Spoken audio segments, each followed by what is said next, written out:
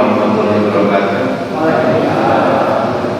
Asyhadu an la ilaha illallah wa asyhadu anna Muhammadar Rasulullah. Inna Allaha wa malaikatahu yusholluna 'alan nabi ya ayyuhalladzina amanu shollu 'alaihi wa sallimu taslima. Allahumma shalli 'ala sayyidina Muhammad wa 'ala ali sayyidina Muhammad kama shallaita 'ala sayyidina Ibrahim wa 'ala ali sayyidina Ibrahim. Wa barik 'ala sayyidina Muhammad wa 'ala ali sayyidina Muhammad kama barakta 'ala sayyidina Ibrahim wa 'ala ali sayyidina Ibrahim fil 'alamin innaka Hamidum Majid. Rabbi sholli wa yassir li amri wa hlul 'uqdatam min lisani yafqahu qawli yafqahu qawli. Yang dihormat Pak Riyadi, Pak Agus, hatur nuhun karena kegiatan support kegiatan. Terus tadi tinggal Pak Desi.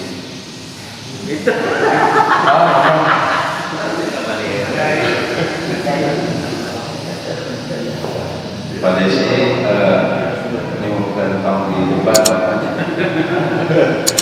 bagi abdi sesah pelarian bahan sesuai permintaan panitia kajian bedah buku kajian Islam. Terus abdi mulai ke bumi di Nolomari tidak ada buku Islam. Terus pas ditinggal hiji-hiji seluruh cocok. Jadi akhirnya izin panitia WP pada isi variati sholat tematik arti dalam judul maka di video secara Islam mudah-mudahan dan menurut sekalian konten campurnya kayaknya pada si variati ada dengan campurnya mohon dari awal diminta untuk sharing, saya mencoba berpikir, mencari buku, berpikir lagi sampai akhirnya jadi judul. Jadi judul nanti pikir. Cuman kalau misalnya kita melihat dari aspek aspek substansi, ini sudah bukan judul populer. Tetapi saya mencoba mengedepankan apa yang sudah saya pelajari, yang saya baca untuk menyiapkan bahan, ternyata malah saya jadi mikir. Yang saya jadi mikir dan kemudian hasil itulah yang saya coba sharingkan dari beberapa referensi yang saya ambil. Pertama referensi dari materi tentang self-consciousness atau alam bawah sadar. Yang kedua materi dari Pak Ari Ginanjar tentang emotional spiritual question. Terus kemudian saya coba lihat juga buku tentang mindsetting dan yang terakhir psikologi Qurani. Nah awalnya saya ingin membahas tentang psikologi Qurani, tapi ternyata kalau tidak karena saya tidak terlalu pandai, khawatirnya dianggap membahas tentang paradigma Islam. Karena buku psikologi Quran ini buku yang memang membahas khusus samping mushaf Quran Usmani yang 18 baris. Misalnya dibuka kayak dia lima dan lain-lain. Nah di sini gambar bukunya ada, tapi saya mencoba mengambil yang lain yang saya ambil judulnya adalah mikir. Dan kenapa mikir? Karena setelah saya coba lihat-lihat ternyata ya memang khususnya saya, kita semua memang dituntut untuk selalu berpikir. Apapun yang terjadi, ya itu harus dipikirkan. Dan pengertian mengenai berpikir ini ternyata banyak pendekatannya, banyak bahasa yang digunakan. Tapi pada intinya semuanya akan mengarah ke sana. Apalagi kalau saya mencoba baca di bagian-bagian awal bukunya Pak Ari Ginanjar. Jadi pada saat kita mendekat dengan menggunakan akalmu, ya bahagialah. Dan setelah saya baca lagi ternyata yang namanya berpikir itu, apalagi di buku Self-Consciousness, yang namanya berpikir itu adalah segala aktivitas yang memunculkan dialog, dan dialog itu tidak terjadi pada saat hanya mulut terbuka. Jadi misalnya rekan abdi yang Kang Gandhi di balon lagi itu mikir, dan mungkin Bapak Ibu sekalian juga sama. diamnya Bapak Ibu itu lamun cek sudah nama Bapak galecok itu teh ciri bahwa kita itu memang sedang mikir. Nah, cuman persoalannya apakah mikirnya digunakan untuk sesuatu yang mendapatkan manfaat, mendapatkan keberkahan, atau mikir yang hanya sekedar mikir saja. Karena mikir itu pasti menjadi urusan kita. Maka dari situ saya ambil dulu segala urusannya mikir aja. Nanti kalau ada yang ada sesi diskusi di luar forum, nanti paling saya jawab mikir. Ada lagi yang nanya, nah ya mikir kan? Sehingga itu bisa jadi alat pengaman untuk saya. Dan kenapa kita mikir? Ya karena memang kita makhluk yang bisa berpikir. Kita makhluk bisa berpikir, dan cirinya ini sangat sederhana sekali. Jadi idiom-idiom yang sering muncul itu misalnya bahasa sekarang, mikirin apa sih, mikir banget sih, coba pikir dulu, sok pikiran. Apa yang perlu kita pikirkan, kapan kita suruh pikir. Jadi kata ini memang melekat ke diri kita. Makanya di istilah Sunda pada sih ada yang ngerti paribasanya dalam ayat nanti perlu diguru diutakkan. Nah itu pesan dari orang tua, pesan dari senior, dari leluhur, bahwa segala sesuatu itu tidak bisa kita ambil begitu saja. Bisa dicuri bulat gitu Bapak Mahmud.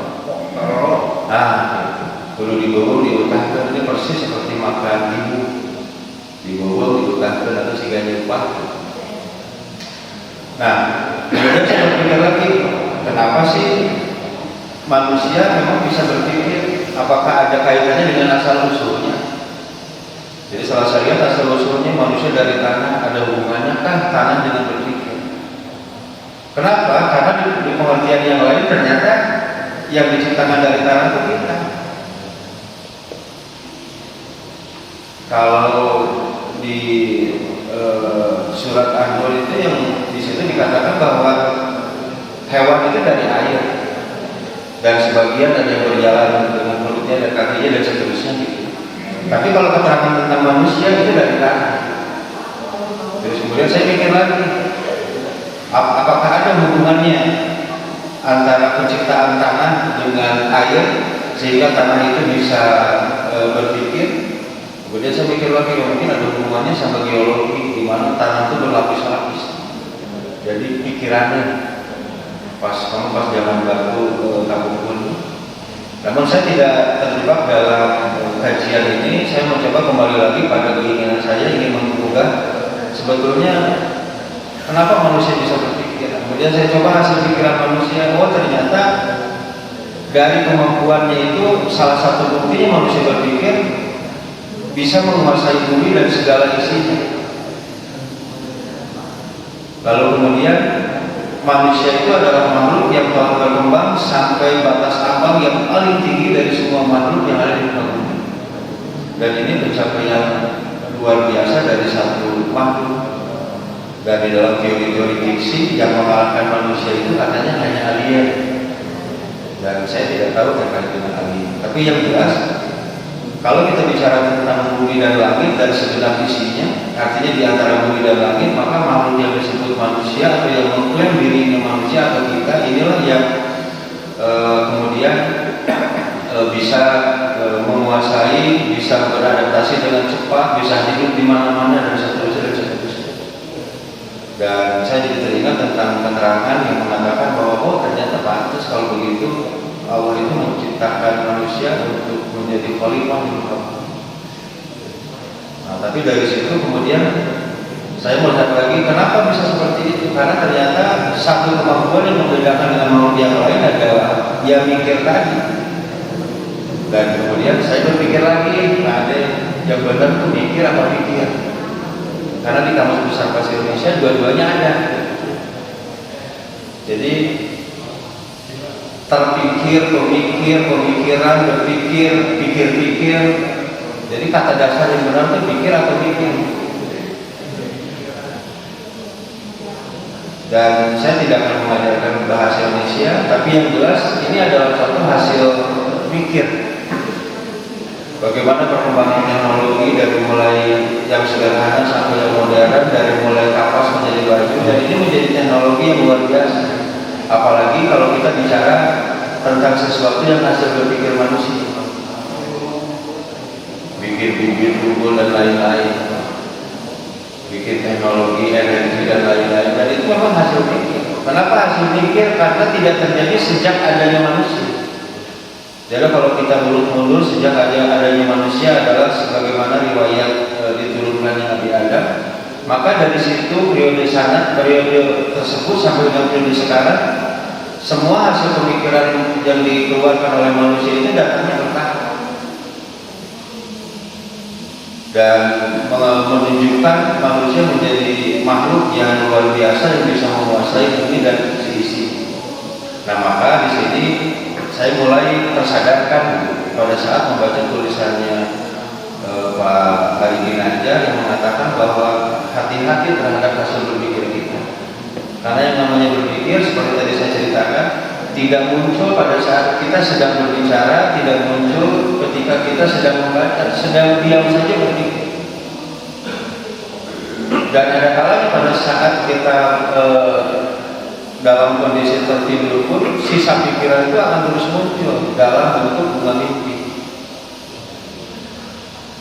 Malah ada kalanya dalam penglihatan yang membuat tertentu, pikiran-pikiran itu akan muncul dengan sendiri.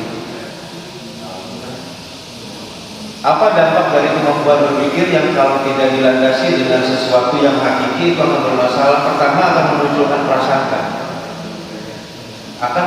prasangka. Yang kedua, secara otomatis akan jadi prinsip hidup. Jadi misalnya kalau ada orang yang misalnya kayak saya suka pakai peci hitam, terus kemudian lama tahun dulunya naik tapi sukanya peci hitam, jadi prinsip. Bagi saya peci hitam begitu. Kan banyak anjingan-anjingan kiai masih pakai peci hitam. Kalau yang suka peci haji suka terus dipikir ini suka, jadi prinsip. Kalau nggak pakai peci haji dianggap kita pakai kopiah. Ayo gini juga berkopiah Irak juga gitu mah juga kopiah Yahudi aja pulang. Itu muncul prasangka dan prinsip itu. Apalagi menjadi pengalaman, kemudian akan munculnya kepentingan, perbedaan sudut pandang dan seterusnya. Maka Pak Ari Ginanjar mau menyampaikan solusinya dari 5 solusi yang ditunjukkan dalam salah satu learning principle di buku Ari Ginanjar itu, di edisi itu ada 7 principle, salah satunya learning principle. Nah, di salah satu learning principle ini yang terakhir nih yang baru saya temukan. Jadi apapun hasil berpikir kita harus dikembalikan kepada pedoman, kepada pegangannya. Karena kalau tidak, itu akan membedakan antara orang yang beragama dengan yang ateis. Jadi ya benar gitu bahwa apapun keberhasilan yang pernah kita raih, pencapaian apapun yang diraih oleh Bapak dan Ibu, sesegera mungkin kembalikan kepada pencipta. Jangan dianggap itu sebagai karya pribadi, karena itu akan memunculkan dia ya segala sesuatu yang sifatnya mengotori hati. Saya tidak perlu mencontohkan banyak. Dan yang paling parah adalah yang nomor 7, dampaknya tentang literatur. Ini Pak Ari mengatakan begini, ada kalanya orang itu akan merasa tersinggung atau merasa terhina pada saat omongannya tidak diikuti atau omongannya tidak dirujuk. Jadi misalnya hasil rapatnya, terus kemudian karena misalnya saya dalam posisi rapat itu saya memimpin rapat, kemudian saya mencoba menyampaikan gagasan dan gagasan saya tidak diikuti, itu akan menjadi persoalan. Dalam pikiran saya di rapat saya akan diam saja. Jadi di dalam rapat saya akan diam saja, tetapi dalam pikiran saya itu akan mengatakan saya sudah ngomong kok gak diikuti. Lihat aja nanti, pasti omongan saya terjadi. Nah makanya dari Ginanjar mengatakan dengan mengutip dari surat Al-Alaq bahwa ya segala sesuatu yang kita pikirkan, segala sesuatu yang kita lihat, kita alami, alangkah baiknya dikembalikan kepada siapa yang menciptakan. Karena kalau tidak semuanya akan sia-sia. Dan ternyata ini ada kebenarannya. Jadi setelah saya coba lihat di buku Mindsetting, pikiran itu kan ini bahasa Inggrisnya thinking, pikiran, yang kedua ucapan, yang di bawahnya tindakan, di bawah tindakan itu habit, itu kebiasaan, di bawah kebiasaan itu karakter, di bawah karakter itu jalan hidup atau takdir yang kita pilih. Dan ini ternyata berurutan, Jadi Bapak Ibu sekalian, apapun yang kita pikirkan itu akan jadi ucapan kita.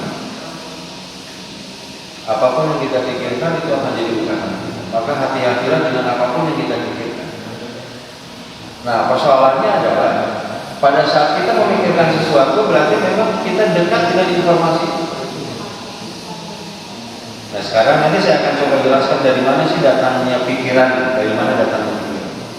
Di sini hanya disampaikan bahwa hati-hati terhadap dampak berpikirnya seseorang, karena dari pikiran itu akan jadi ucapan. Lalu kemudian hati-hati dengan ucapanmu, karena itu akan menjadi tindakanmu. Yang ketiga, hati-hatilah dengan tindakanmu, karena dari setiap tindakanmu itu akan menjadi kebiasaanmu yang berulang. Dan hati-hatilah dengan kebiasaanmu, karena itu akan menjadi karakter. Nah, yang terakhir, karakter itu akan menentukan jalan hidup.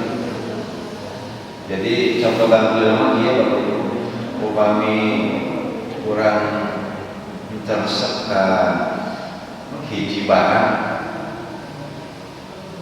maka terus dilakukan kita terseka hiji barang, maka bagian terakhirnya kondisi barang itu bakal jadi dikasih. Lamun orang terseka hiji jari, ya kan hiji jari. Rek nyarios naon wae ge jalmi eta moal lebet kana mana. Lamun anak tos dihormat orang tua, sewibawa apapun orang tua tidak akan dihormati sama. Malah anaknya akan lebih senang untuk curhat, diskusi atau mengadu ke orang lain daripada ke orang tuanya sendiri. Kenapa? Karena dimulai dari sebuah pikiran yang terus kita pikirkan. Makanya benar pesan kepada kita semua yang mengatakan jika memang tidak diperlukan bicara, tidak usah bicara. Jika tidak diperlukan diskusi, tidak usah diskusi. Malah sampai ada peringatan, kalau menyerahkan urusan bukan pada ahlinya, tunggulah kehancuran. Nah, mungkin seperti saya di sini nih, Pak Budi, kan kita pernahnya ya pengantin masjid Cigati. Jadi lama dia berarti masuk hati, menyerahkan urusan dia ke hati, hati-hati, tunggulah panornya. Sebagai kehancuran. Nah, Bapak Ibu sekalian, apa sih pesan dari informasi ini? Pesannya begini. Kalau kita melihat ada seseorang yang tidak kita sukai atau yang ingin kita perbaiki, maka lihat urutannya. Jadi kalau misalnya saya dulu pernah jadi guru ya. Kalau ada anak pendidik saya yang sering terlambat masuk, itu saya harus cek dulu ke dalam pikirannya. Jadi terlambat masuk itu kriteria yang nomor 4. Jadi dia itu biasa terlambat masuk. Pas dicek, kenapa kamu terlambat masuk? Jarang dia gak diantarin sama orang tua. Itu rumah di mana? Dekat, ternyata dekat. Kapur di guru STM. Nah setelah dekat, kenapa sering terlambat? Biasa dekat terlambat.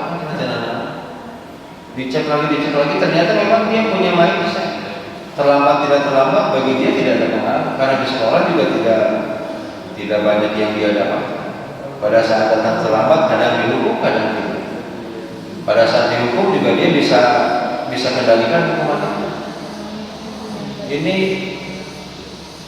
pikiran ini akan mengarah nanti ke mindset itu pola pikir. Jadi kalau pikiran itu sudah jadi pola, atasnya. Jika abdi misalnya menjumlahan sekolah, meminta tim naiknya satu pola itu. Bagi lawan hese. Tapi karena keterangannya kalau selama duduk mah terbatal, jadi terus kan. Di Nabi Kihan sih kayak gitu. 45 itu lakukan. Nah, Bapak Ibu sekalian, kenapa ini saya munculkan? Karena saya ingin bercerita tentang keinginan. Karena keinginan itu dimulai dari pola pikir. Nah, kalau misalnya untuk kita yang berada di Saya menggunakan konsep iceberg, menempatkan yang lurus tadi, yang lurus ini dimasukkan ke sini.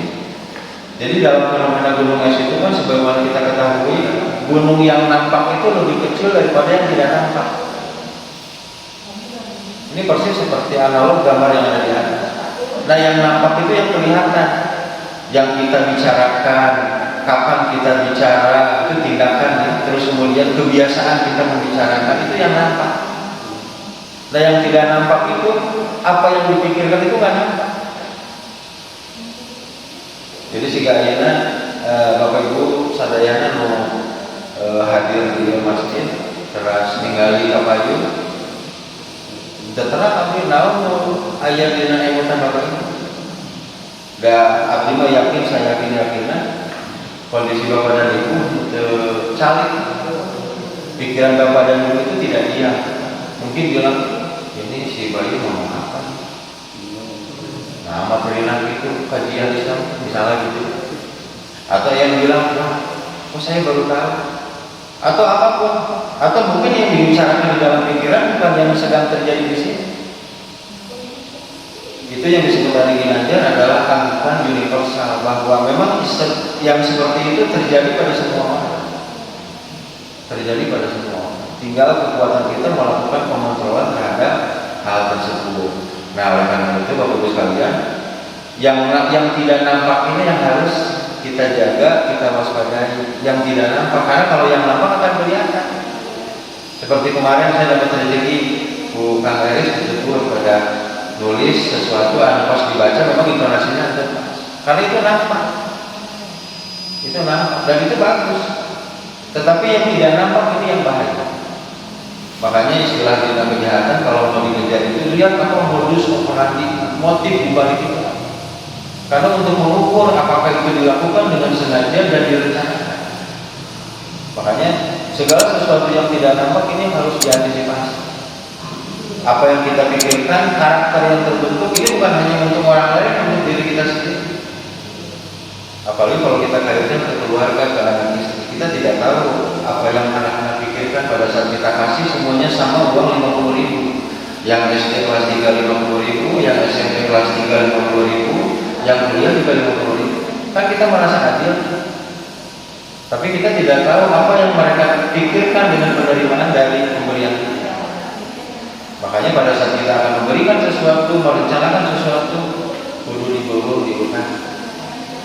Kecuali di sesi-sesi memang itu pengen liburan saja. Kenapa? Karena apa yang kita pikirkan itu menjadi prasangka. Dan kalau pakai bahasa umum misalnya begini, kalau kita sering bilang pusing, itu pasti bakal pusing. Kalau kita bilang wah ini mau kebayang, dan selamanya tidak akan terbayang. Dan pada saat kita bilang wah ini mah bisa. Pada saat itu bisa positif bisa, maka sesuai dengan keterangan inna ma'al usri yusra wa inna ma'al usri yusra. Jadi kemudahan itu datang dalam 2 kali pengulangan, itu bukan dia datang otomatis secara alami. Jadi kalau memang orangnya tidak mau ada solusi, ya tidak ada. Nah, makanya dari situ saya mencoba menggambarkan ini pakai teori belajar asosiasi. Sebetulnya dari mana sih sebetulnya hakikat mikir itu atau berpikir itu? Karena mikir itu tidak datang dengan sendiri, tapi pasti bakal terjadi sama manusia. Mikir itu tidak datang dengan sendirinya, tapi bakal kealaman di semua manusia. Contoh paling ekstrim Tarzan, mau dibesarkan tidak film, dibesarkan ke hewan. Tapi dalam perjalanannya di film itu dia bisa mikir seperti manusia pada umumnya yang pernah sekolah. Bapak dan Ibu anu teu nyapalakeun pasti bakal mikir. Anu teu bisa mikir mah eta anu diampuni ku Allah. Teu naon teu salat, teu naon teu puasa, da teu biasa mikir. Anu hilang akal, hilang pikiran, eta mah teu diampuni. Nah, Bapak Ibu sekalian, bagaimana mikir atau berpikir itu muncul? Mikir dan berpikir itu muncul ini karena faktor lingkungan dan pengalaman masa lalu yang secara indrawi itu ditangkap oleh kita, kemudian masuk ke dalam pikiran kita. Gampang aja. Nah, kenapa itu bisa muncul? Karena manusia itu punya rasa penasaran. Hakikat manusia itu punya rasa penasaran, dan rasa penasaran manusia itu tidak pernah terpuaskan. Beda dengan tumbuhan, misalnya fenomena fotosintesis, di mana ada cahaya matahari, di situ tumbuhan itu ikut. Maka pergerakan sinar matahari itu akan membentuk bentuk dari tumbuhan tersebut karena dia membutuhkan cahaya matahari. Tapi setelah ketahuan ya sudah selesai. Tikus misalnya mau masuk ke rumah, dia punya jalur. Kalau sudah ketemu jalurnya, dia akan bolak-balik pakai jalur. Tapi manusia tidak seperti itu. Sebulan dadana ping-ping pasca mencit hayam. Tidak ada akar, rotandu, jadi. Apalagi manusia selalu melakukan kreativitas dan inovasi.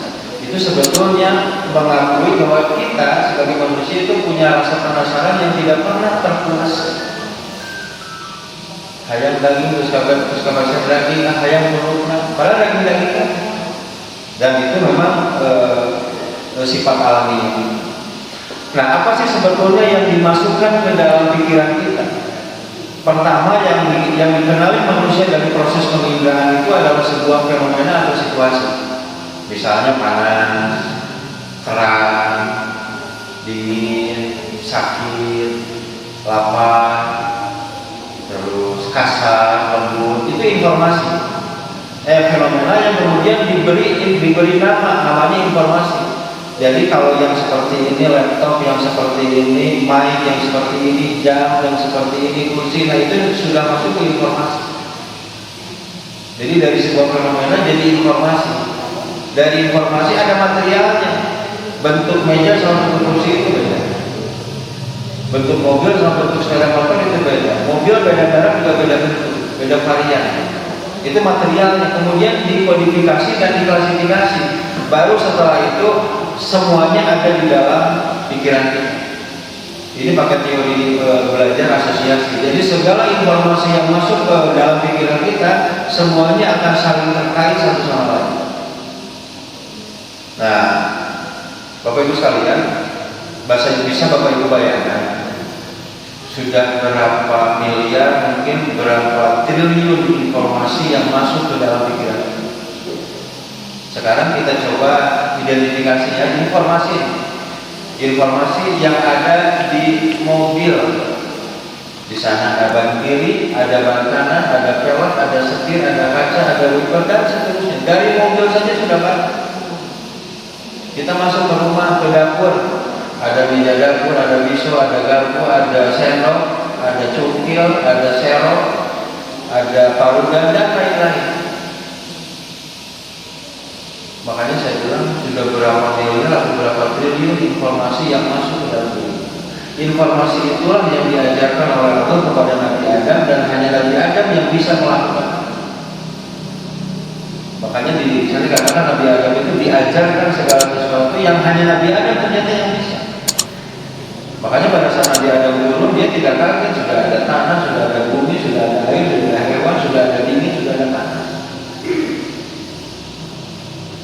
Nah, kita mewarisi kemampuan itu. Dan setiap informasi yang kita terima itu akan masuk ke ruang sadar. Setiap informasi yang kita terima itu akan masuk ke ruang sadar. Ke ruang sadar.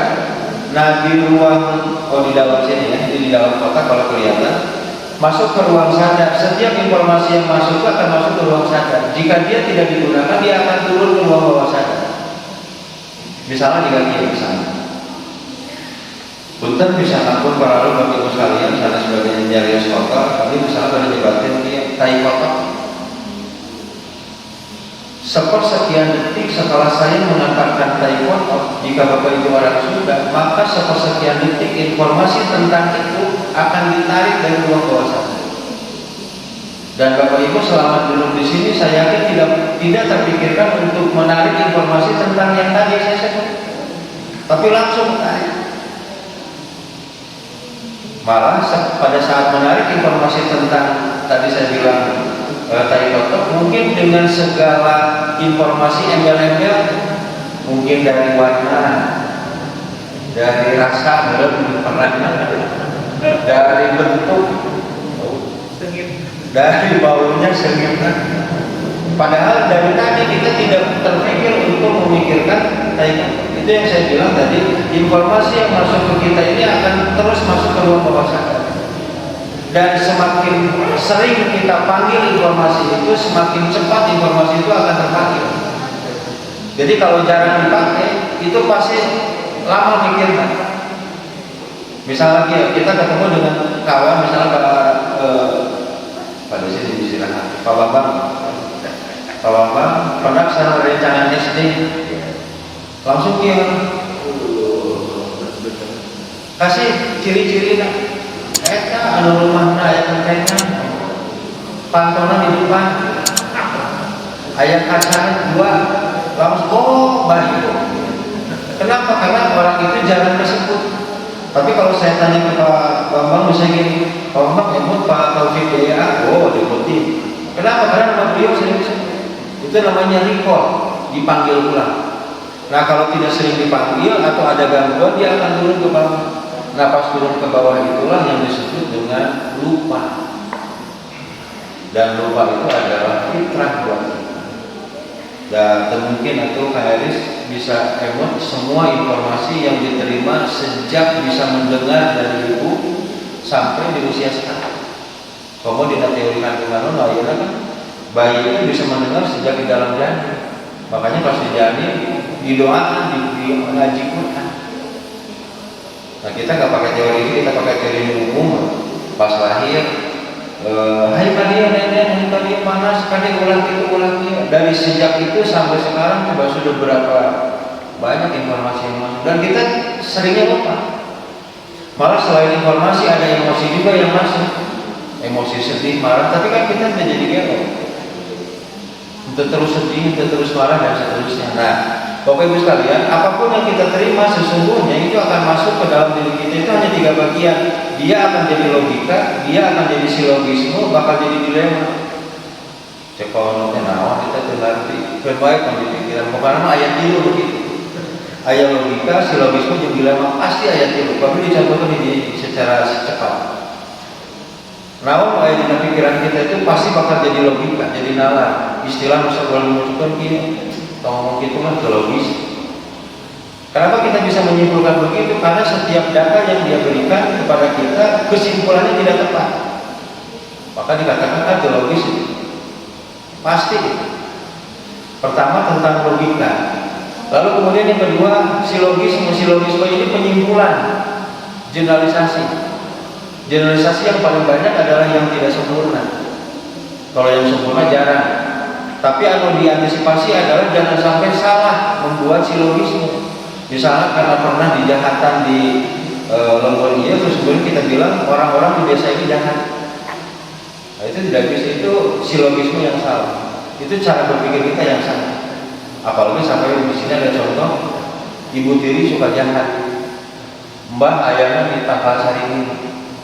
Itu karena kita menyimpulkan seperti itu. Kalau kita sudah menyimpulkan seperti itu akan jadi bahaya. Karena itu akan menjadi analog buat kita, menjadi kebenaran. Dan kebenaran yang paling populer, misalnya di sini dikatakan kita melihat bahwa binatang sama manusia itu sama. Kenapa? Sama-sama bernapas, sama-sama tidak kuat kedinginan, sama-sama butuh kawin, sama-sama butuh tidur, sama butuh makan. Berarti sebetulnya manusia dan binatang itu sama. Nah itu generalisasi yang salah. Kenapa? Karena memang tidak berdasar, apalagi dalam konteks ini. Gitu. Kira-kira seperti itu. Ini terakhir yang paling sering muncul. Contoh, kan pas maca selebaran 3 kes bahaya merokok. Waduh, luas. Langsung eureun haritakan. Eureun merokok, eureun maca. Iya, itu generalisasinya kita kuat. Dan itu adalah sesuatu yang harus diantisipasi. Dan yang terakhir adalah dilema. Kalau kita sudah bisa bernalar, kemudian kita bisa menyimpulkan, ada kalanya kesimpulan kita ini dihadapkan pada situasi yang harus kita ambil salah satunya, tetapi kedua-duanya memberikan resiko yang tidak ingin kita ambil. istilah lain mah simalakama. Beberapa dilema simalakama. Lamun ka kiri ieu nu katuhu ka rumah sakit, anu keca ka kuburan. Rek nu mana? Kan gitu. Ternyata simalakama dua-duanya kan mau diambil. Tapi memang itu akan terjadi dengan kita. Contoh yang sederhana adalah begini. Kita harus datang ke kantor jam 7, jam setengah 8, tapi ternyata di situ ada urusan keluarga. Apakah kita urusan keluarga dulu atau ke kantor dulu supaya bisa ke sini? Itu dilema yang paling sederhana. Dan saya tidak akan berikan solusinya ya. Nanti versi solusinya. Yang ingin saya sampaikan adalah bagaimana cara menghadapi dilema. Jadi kalau kita menghadapi sebuah dilema atau simalakama, tinggal iya ayat rujukan anak, iya benar. Jangan-jangan ini bisikan setan. Terus yang kedua, lihat kembali alternatifnya, kuburan atau rumah sakit, pilih mana? Pilih atau kira-kira gitu. Terus yang ketiga, pilih alternatif yang paling ringan. Pilih alternatif yang paling ringan. Ini banyak contohnya Bapak Ibu sekalian terkait dengan masalah ini. Dan ini kita bisa uraikan lebih dalam.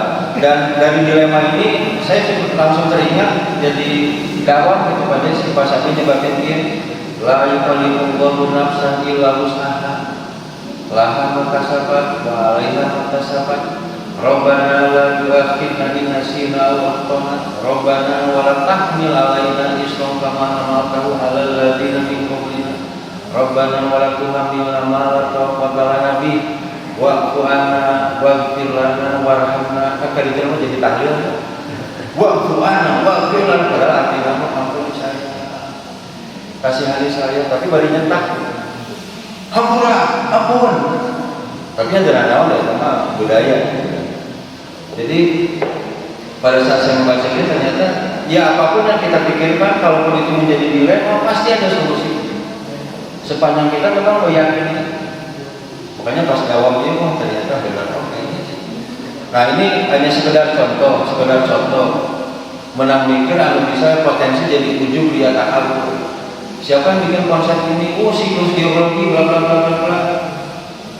Tapi yang menurut semua itu berlaku karena proses adveksinya anginnya tinggi, jadi berguna awan atau sidil dia kapal selam dengan awan. Oh BMKG ditaburan garam larutan garam sehingga proses derivasinya bisa jadi cepat, jadi disebut hujan buatan dan seterusnya. Tapi kalau tidak dikembalikan bahwa sebetulnya ini hukum Allah, sunatullah, ya kita hanya mampu menemukan saja. Apalagi sampai manusia yang sangat penasaran sebetulnya asal usul makhluk hidup itu dari mana. Teori biogenesis, abiogenesis ini mau akan diperpanjang. Nah bukan nama ia pernah mikir jangan saking penasarannya siapa sih saya, siapa dari mana saya. Kenapa? Karena manusia punya kemampuan berpikir sampai mempertanyakan eksistensi Tuhan Sang Pencipta. Makanya pada saat menanyakan mau teori biogenesis atau biogenesis, jadi makhluk hidup tidak makhluk hidup sebelumnya itu tidak benda mati. Nah, banyak orang yang bertanya seperti itu. Maka pas kemudian saya bilang ini kan yang tujuh lain pindah hari waktu tujuh naharofil lari waktu tujuh hayat bintang majiti waktu tujuh majikan bintang hayi wakar itu mantasu digoreng bisa. Jadi ya udah memang sudah ada dasarnya, apapun yang kita pikirkan kembalikan kepada Sang Pencipta. Sampai kepada apapun yang kita temukan itu memang sudah ada ketentuan. Jadi misalnya saya dengan Ferdi ingin membangun komunikasi setelah jauh Jakarta Bandung, datang ke Bandung, kemudian pengen akrab, nggak mesti aku keakraban saya sama Ferdi mungkin beda keakraban saya sama Kang Budi. Semua sudah diatur sesuai dengan takarannya. Malah di sini ada katakan sudah ditentukan jumlahnya dengan bilangan yang sangat teliti. Jadi dari kondisi-kondisi seperti ini maka kemampuan berpikir manusia itulah yang mengarahkan kepada manusia itu mampu melakukan modifikasi lingkungan alami menuju homeostatik, menuju keseimbangan. Tapi hanya memodifikasi, lamun berhasil bagus, tidak berhasil kan. Jadi menhoyong tertib atau kemarin mendiskusikan kajian di positif dan harmoni keberagaman keharmonisan dalam keberagaman. Ya kalau dikondisikan tertib itu bisa tergantung yang mikir-mikir anggotanya ini memang tertib akibat. Makanya kalau ingin menciptakan sesuatu ya selesaikan salah satu. Makanya di dalam Al-Quran sudah dikatakan ya harus bikin. Jadi kalau misalnya Bapak Ibu sekalian di posisi ayeuna saat ini kita tidak bisa menunjukkan bahwa kita sudah berpikir, ya tidak apa-apa, yang jelas ini segala sesuatu yang kita inginkan. Dan Bapak Ibu sekalian, dari apa yang saya sampaikan tadi, meskipun mungkin kesana kemari, ya pada intinya saya ingin mengajak kepada Bapak Ibu terhadap segala sesuatu itu dipikirkan terlebih dahulu. Meskipun itu hanya sepersekian detik, dipertimbangkan, untuk bahasa kerennya mah dipertimbangkan. Bola langsung asal ucap, karena di pikiranmu akan menjadi pikiran kita. Dan apa yang sudah kita pikirkan, coba pikirkan lagi, tabayun, tenang, rileks. Nah inilah segala sesuatu yang sudah muncul di dalam kekhasan budaya kita. Kudu diomong, diutahkeun, sarina garang, laut nabelang, itu ciri bahwa kita itu harus tenang. Kita harus tenang, segala sesuatu harus kita pertimbangkan, sehingga pelan-pelan akan terjadi perubahan. Jika racak hingga batuk, lalu-lalu jadi lembut, kan gitu. Kan itu nama bisa diterjemahkan masing-masing. Nah ini bagian yang terakhir, Bapak Ibu sekalian, bagian yang terakhir, bahwa pada saat kita berpikir, kemampuan berpikir kita ini bervariasi. Ada yang membedakan, oh iya mah S3, iya mah S4, iya mah S5, ayah iya mah senior, iya mah junior, iya mah budak kene, ayah. Oh iya mah orang kampung, iya mah orang kota, iya mah orang Jakarta, ayah. Tapi yang jelas memang kemampuan berpikir seseorang itu berbeda-beda, tergantung bagaimana dia melatih kemampuan berpikir. Semakin sering dia melatih kemampuan berpikir, maka kemampuan berpikirnya akan meningkat. Dan orang yang berpikirnya meningkat, ilmunya naik. Kalau ilmunya naik, dia akan mendapatkan derajat yang lebih. Di mana-mana derajat lebih pasti ilmunya lebih. Nah, Bapak Ibu sekalian, tidak, kemampuan berpikir ini namanya berpikir ya, bisa salah, bisa benar. Makanya harus dikembalikan kepada pedoman. Kita menyebutnya Quran, hadis, dan seterusnya. Terus yang kedua, hasil berpikir yang baik, saya sangat meyakini akan melahirkan moral sosial, akan membuat orang selalu ingin berbuat baik, ingin menjaga keharmonisan, ingin menjaga situasi sangat aman, nyaman, dan seterusnya. Meskipun harus mengorbankan dirinya sendiri atau perasaan. Dan pada akhirnya saya melihat juga, oh ternyata benar ya, berarti kalau gitu Islam rahmatan lil alamin itu ya, kalau kita berpikirnya benar, ya memang dari sini. Jadi kalau misalnya ada orang Islam yang teroris, dia yang teroris, bukan orang Islam yang teroris. Kalau ada orang Islam yang koruptor, dia yang koruptor, bukan Islam yang koruptor. Jadi dari cara berpikir itulah yang kemudian saya ingin berbagi kepada Ibu di sesi berkah Ramadan ini, mengingatkan kembali kepada kita semua. Mudah-mudahan apa yang kita lakukan saat ini disadari sebagai satu hasil berpikir kita yang Bapak Ibu putuskan sendiri untuk mengambil kehidupannya masing-masing. Dan saya tidak tahu apa yang saya katakan ini benar, tapi saya yakin bahwa hanya Allah yang tahu kebenaran, dan yang sebenar-benarnya benar hanya Allah. Saya hanya sekedar berbagi. Mudah-mudahan bermanfaat Bapak Ibu sekalian. Terima kasih. Billahi taufiq wal hidayah. Assalamualaikum warahmatullahi wabarakatuh.